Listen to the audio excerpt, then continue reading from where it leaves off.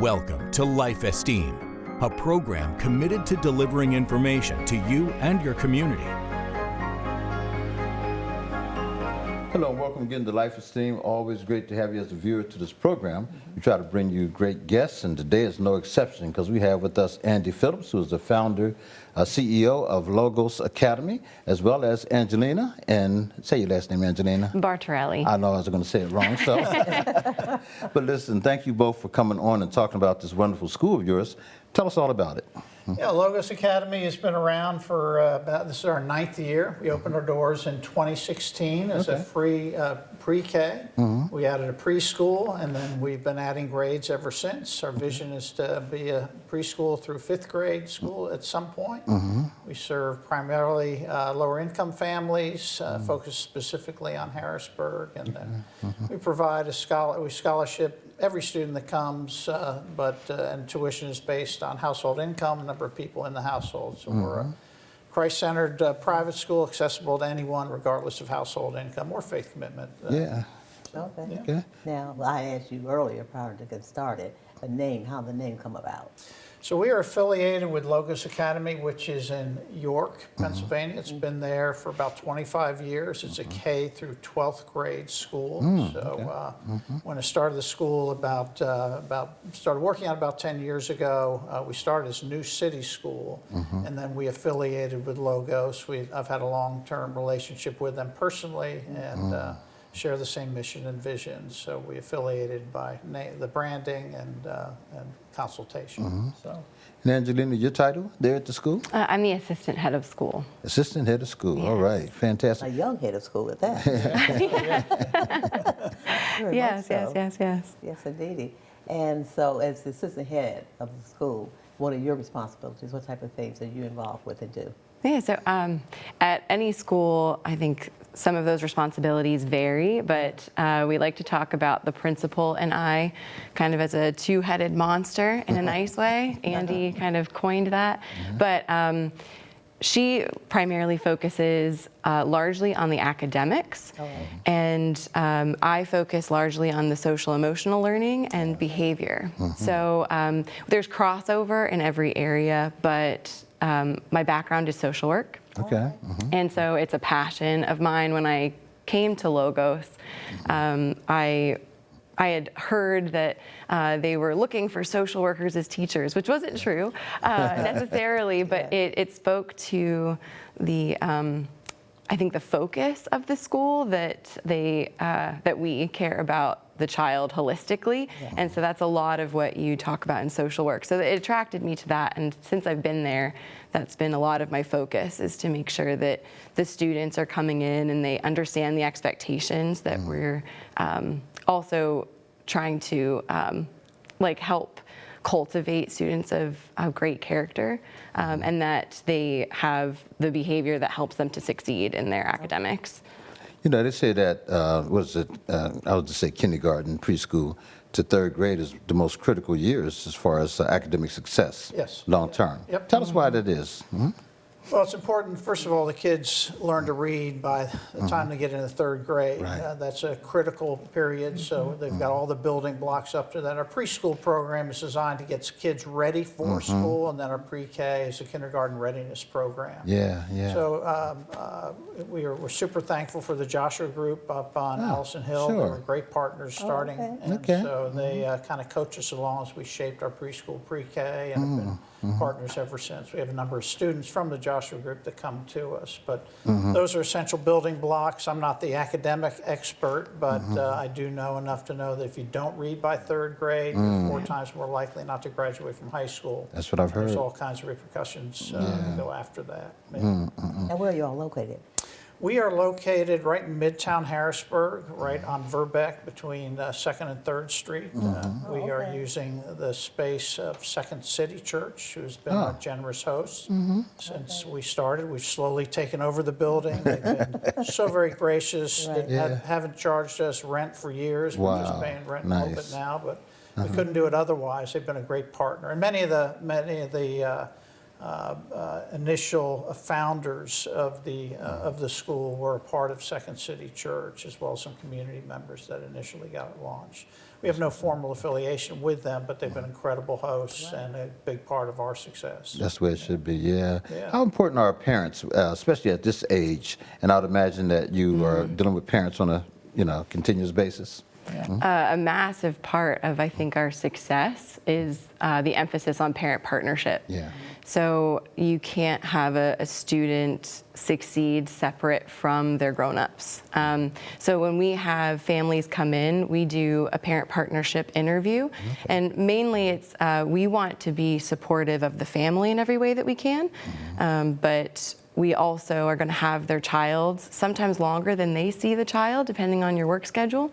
So they need to be able to trust us. We want to be able to trust them so that we can do something that makes sense and is consistent at home and at school. So some of our students that come in that maybe struggle in the beginning to adjust, if we have a strong partnership with the families, we are much more likely to have success with the student. So it's not always about a student coming in, getting great marks from another school or having perfect behavior, but if we have a parent that cares about their education, those are the students that we see thrive in our environment. It's not that you get started off on the perfect foot, but that you have a parent that's willing to work alongside you. Yeah. Well, it's interesting you brought that up. I don't know if this is in the works or not, if you had any conversations with the Catherine Hershey School Yes. in regard to, they're opening up their school here very shortly as well. And there may be some way that they have some young people that could come over to you, because they go up to what?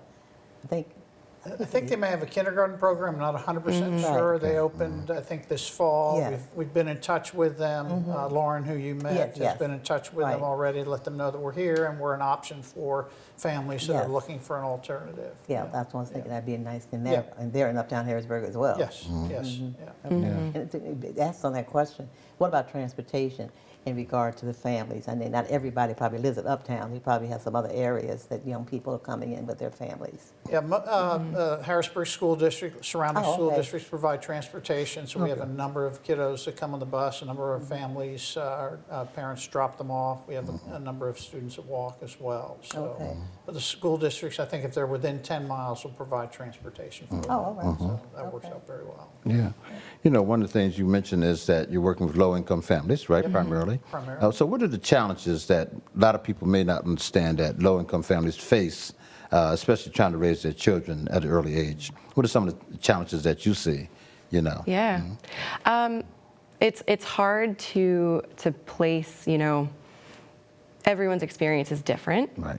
And I think that is something that we're really intentional about communicating, is not maybe educating our staff on, this is the experience of a child in poverty, but that a child in poverty is impacted in numerous ways.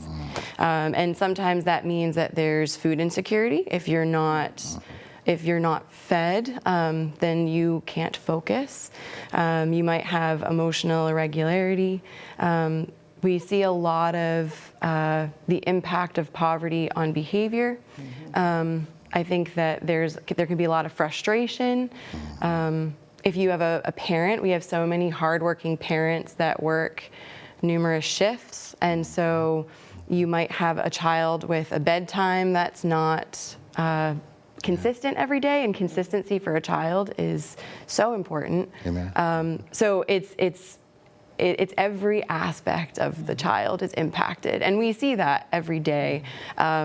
We are trauma informed as a school, so that means that whenever a child comes in, you make no assumptions about their life experience based off of even income or appearance. It's every person has a story. You don't know what that story is, and I think we excel at that, which excites me. I think we recognize that when there's a behavior, maybe a child is real grumpy that day, you have to ask yourself, why do you think that could be? Yeah. Let's address the the basic needs first. So making sure the student is fed, making sure that they have proper clothes that they need, making sure that they slept, kind of going through those things first before you address anything else.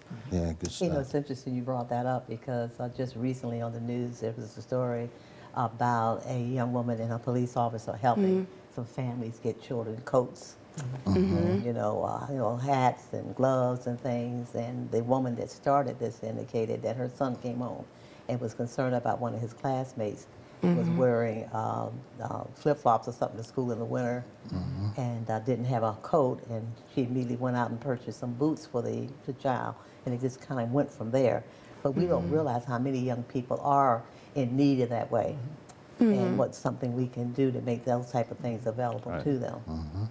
Yeah, that's where our heart is, 1,000%. Yeah. And I love that that's my background is social work, Yes. but it's every teacher, it's every volunteer. We have people that volunteer in our kitchen that know unique, personal, beautiful things about all the students. They know their stories because our students come in, they love us, they trust us. So we get to know the things that they need, but it's at the base level, we just have to build relationships with families, which is something that we really care about. And I think all teachers in all schools, even in the public school, they care about the students. But when you have such massive classroom sizes, you're talking about double, sometimes triple what we have in our classes. It's you could have the greatest heart, but you don't have the time or the ability to address those things. So I love that we have small class sizes so that when we learn something, we can address it right away, and we have staff that have the heart to do that. How many Fantastic. students you currently have? We have just under 50 students Under 50. preschool through third grade. Our Right. average class size is 10 to 11, something like that. Yeah, Oh, yeah. that's wonderful. Our ideal size is 12, and we could take as many as 15. That's great. Okay. Yeah, I mentioned the Nativity School before we were, taping here, and they have, I think, 65 students right now. Yeah. They just gone up to, so having that small environment can Yeah. address a lot of needs, right? Yes. The old-fashioned PTO, do they still have PTOs around, parent PTA? teacher? Oh, parent teacher association, yeah. Yeah, we don't have a parent-teacher association. No, it's something that we would like to have. We want as much parent involvement as possible without putting pressure on the families to be more involved than maybe they have the capacity for. But as we've grown, I've noticed more and more family interest in wanting that greater involvement. So it's something that I see in our future. It's just not something that we have right now. Yeah, yeah. We have really good parent engagement. We just Very. had, we provide Thanksgiving dinner for our families every Yeah. year, and we had really good turnout, over 100 folks there, Okay. including students. So Okay.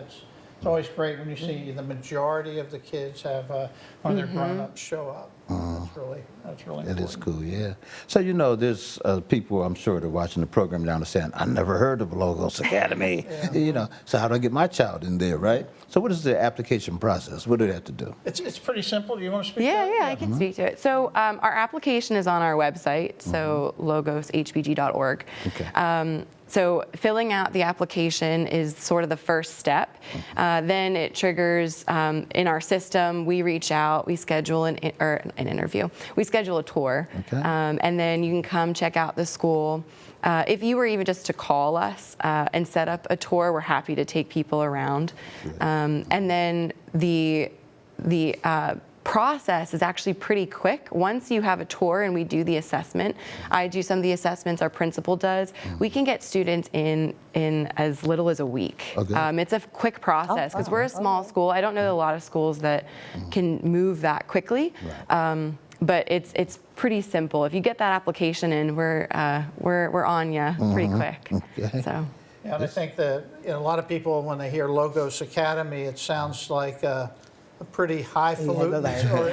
Yes. Yeah, and so some people are put off by that, thinking, well, I could never afford a private school education for my child. I'll never forget a mom who came in with 2 boys, and they came into the kindergarten class where you first were, and when I talked about how our tuition system's set up, she started crying. She said, I never thought I'd have an opportunity for my kids to be in a private school. Okay. Okay. It's safe, it's secure, the kids are loved, but so Typically, our average tuition is about $1,300 for the year. Many of our families pay as little as $900 for the year. Nice. And then we always work with families. So Fantastic. tuition will never keep them out. Okay. We always work with them. So we want to be accessible to everybody.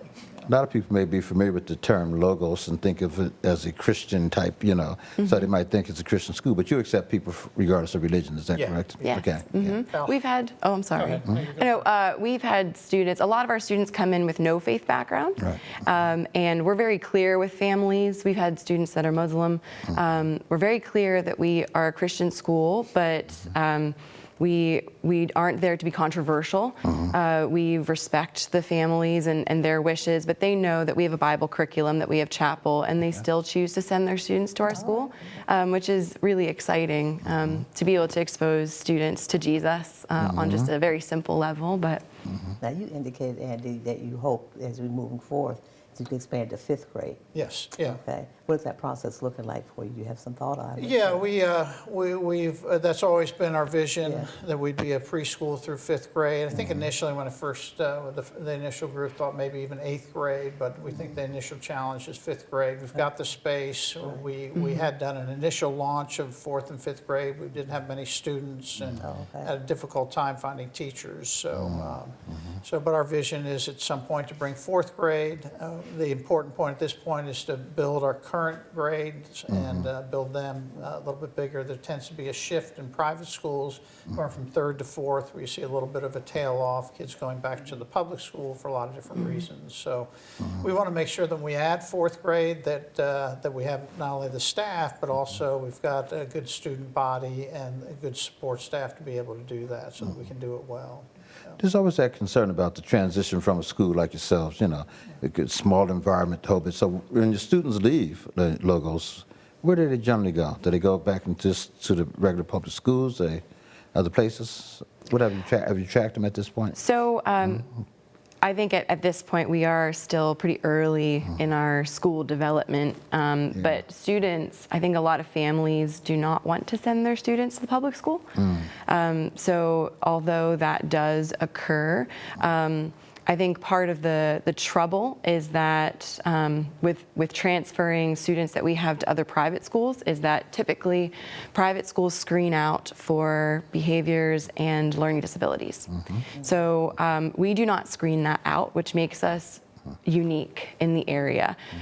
We understand our capacity. We know what we can handle and what we can't. We're always fine-tuning that, but we don't want to stop a student from being able to have that opportunity just because of maybe learning disabilities that have been exacerbated by poverty. So although many of our students have gone on to private schools, it is more difficult, not because of their performance, but because of labels that have been placed upon them. Yeah. I can see how that would definitely probably get in the way. Yeah. Yeah, I was kind of thinking of Harrisburg Christian School, they have that beautiful. Now, are they elementary all the way up, or are they Harrisburg Christian? Do you know much about it? I don't know a ton, but I think Yeah. Harrisburg Christian, West Shore, I think they're all the way through high school. All the way through high school, yeah, okay, well, good, yeah. We have a lot of interaction with St. Stephen's, which is Do you? too far Okay, from sure, us. right, yeah. absolutely. And they're preschool through 8th grade. Yes. So Okay. we do share some things in common, and a number of our students have gone there. Very good, yeah. Nativity School, we had one student end up. Oh, did you? Okay, all right, real good, yeah. Okay.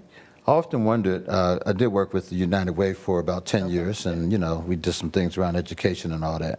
So I often wondered why we don't have more of a collaboration, just, coming together and just kind of talking about ideas and, things. Because, I was in the Harrisburg School District for a while as well. And one of the things we noticed is that students can be very transient. They can move a lot Yes. in between Yep. school districts in 1 year, right? You might have a student end up in 3 or 4 different school districts in 1 year. So, that kind of thing. But I often wonder why we just didn't get more people just to come together and share ideas and talk about how we can, better serve the students, because a lot of times you're serving the same students, to some, so, yeah. So have you thought about maybe, you do have collaborations. I heard you mention St. Stephen's and all those. That's great stuff, you know. Joshua Group's been a great partner. Yeah, you for mentioned us. that. Excellent, yeah. Been a great Who was the partner. gentleman up at Joshua for the longest time?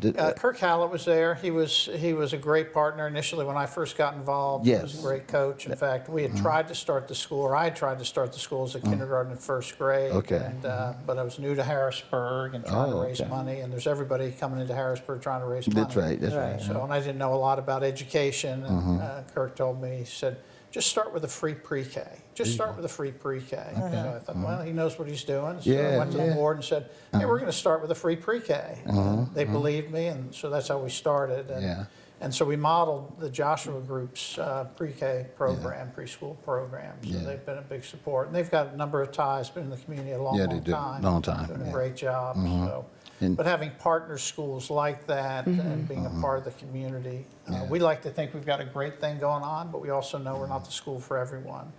So we'll tell families that come to us, listen, we do the assessment in part to make sure we can serve students well. Because not every student with behavior and learning needs we can serve well. That's And right. Tell them that if we don't think we can serve your student well, we'll do what we can to help you find a school that will. Fantastic. And that's our commitment to our families. We think that helps us do a better job and also serves our families better. How have you marketed your school in the sense of getting word out? How did people hear about you? Because this is the first I heard about you when I met Lauren. Yeah, well, not very well. No, So no.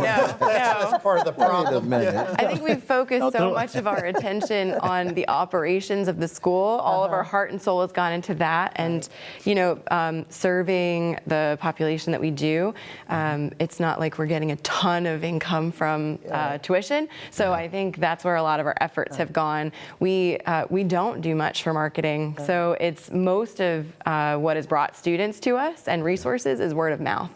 So when students have a great experience or families have a great experience, they're sharing. But we don't. We've maybe put out a few flyers. We go to some community events, but we really rely on that word of mouth. And Lauren is taking on some of that role, so helping us figure out marketing and do some social media and things like that. Come to places like this, I know, so that that's a helps big get deal. word out. We appreciate this so very much. Sure. Really do. You know, this will air probably in before Kwanzaa, I'd imagine, because that's the 14th. Sunday. It's good. So, you know, I want to say to you that we put in a lot of programs. At least once a month we have something going on. And we'd like to invite you to always be a vendor. Just bring your information. It's always free. And just let people know. So we do have on the 14th of December, at the Nativity School. And we'll have our annual Kwanzaa program that brings out hundreds of people. We have all kinds of activities from 10 a.m. until 5 p.m. If you'd like to have a table, we'd love to have you there. That would be awesome. Pass out your literature. Absolutely. Why not? You Yeah, that's know? great. Thank you. Yeah, sure. You'll remember that. I'll remember that. Oh, we'll I won't. My brain keep doesn't reminding hold you. We'll that. keep reminding you. Absolutely. Yeah. So it's all good stuff. And you do have a partner sitting over in the wings. We may have to get him We on camera do. here. Yeah. Yeah. Yes, indeed. So good stuff. Good Tell us stuff. about Chris. Now, what does Chris do? So Chris does everything. He is over our facility, and he is also our liaison with our church hosts. Fantastic. And he helps staff our kitchen, and he's been a great gift to us. I'm super thankful because he's deeply invested in what we're doing. I like to say he's my bodyguard. There you go. Probably more than yours as your husband, but he's been a real gift to us. Fantastic.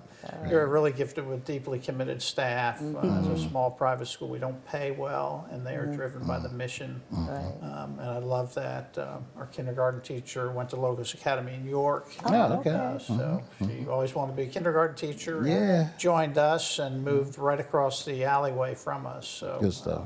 So it's that kind of thing that we find if people aren't committed to our mission and vision, they really don't last very long because it's Yeah. hard. It can be really hard. Sure, You probably know from your experience. Yeah. So let's talk funding here because, you know, we have a whole audience here looking at us and they're saying, what I like what I'm hearing here. Yeah. So how can people donate and help the school, you know, continue? That's great. We are 70% donor funded, so we have quite a number of donors that provide the income for us through just their generosity and gifts. Pennsylvania has this great program, tax credit program, where you can direct up to 90% of your Pennsylvania tax liability to an organization like ours. I think Nativity participates in that. Absolutely. And that's a tax credit. And But if you're interested in donating, you can go to our website. That's the best place, and that's logoshbg.org, LOGOSHBG.org, and there's a spot there that you could donate if you want to. Fantastic, good. And always welcome people to come take a tour of the school, see what's going on, whether a prospective parent or a potential donor, somebody's just interested in what the school is doing here in Harrisburg. Let's mention one more time, the church that's hosting your facility? Yeah, Second City Church. Yeah. They've been an incredible host. That church has been around for quite a number of years. Started in the mid-1800s there on Verbeck, and they bought what I understand is the original neighborhood school, made that their education wing, and that's where the bulk of the school is located. Good stuff. So we're super thankful for Second City Church and their partnership with us, and been great hosts. And Right off of Verbeck, you said. it's right on Verbeck and Green, just up from the Broad Street Market. 251 Verbeck, right? Yep, 251 251 Verbeck. Okay, good stuff. And hats off to Second City Church. That's what churches should do, you know? Indeed. Absolutely, absolutely. So where do you guys want to go from here? I mean, in terms of, I know you're talking about maybe the fifth grade, you know, that kind of thing. Yeah. But what else would you have in place? You know, expansion, more students, you know? What about arts program? Do you do anything with arts programs? So we have our encore program, so the students have art, music, and PE. I think something that we would love to offer, because it's a heavy need among our students, is an after-school program. But what we would like to see are more students in our classes. I think mainly because people just don't know that we exist. Right. If they knew, then they knew that there's a safe option in Harrisburg where their students get excellent education. Then we could expand and have those opportunities like an after-school program, like enrichment opportunities that happen outside of the academic day. That really is what can sometimes be a hindrance to families. I know most of our students are hooked up to some kind of after-school program, but that's something that, or even summer programs, and we've had things like that in the past, but we like to dream big. So as much as we can add to the families, the better. So I would say summer programs, after-school programs, things like that are. Can you use your existing facility to do those programs? Yeah. Yes, oh, of course. Then all you need is volunteers and people to come in to provide those services, right? Because yes, we've yep. done that work a lot. And yeah, you know, so if you really want to, maybe we can sit down after and talk about how to do that. Because we have some great people in the community, very artistic. Yeah, why not? You know, good stuff. Yeah, so I just hope that people who are hearing this for the first time will know that Logos exists. They're at 251 Verbeck Street here in Harrisburg. Who knew? Okay. I mean, we used to go to the Midtown Scholar bookstore all the time, you know, so it's right down the street, right? Right across the street. Unbelievable. So anyhow, we hope that more people want to support the Academy and get the students to enroll in the Academy, all right, and also give funding to the Academy. We need good programs like this in community, you know. Thank you. The last word. What's the last word? We have about a minute left. Anything else you want to tell us before we leave? Just so thankful for opportunities like this, and certainly thankful for our community partners and our donors who invest so much. And again, I just recommend, if you're interested in finding out more about Logos Academy, go to our website, logoshbg.org. Okay. And check us out. Chris, come on over and stand next to the people here. Come on over, man. Come on over, man. Real quick. We're going to stand at the... Did I hear you say that, Larry? Yeah. Okay. Yeah. Yes, We indeed. got a package deal. He's is the not man camera behind ready. Not Of course you are. Angelina. Real good. Well, we want to thank you for all that you do, man. Well, Appreciate it. Thanks for doing it. Absolutely, absolutely. I was trying to see if that shirt said the Irish. I wasn't sure what that Oh, was it's saying. Rehoboth Beach. Oh, fantastic. Yard sale. Good stuff. Well, listen, God bless. Thank you, everybody. Please support Logos Academy. See you next time here on Life Esteem. Great stuff, man. Okay. Yeah, he's wrapping us up right now.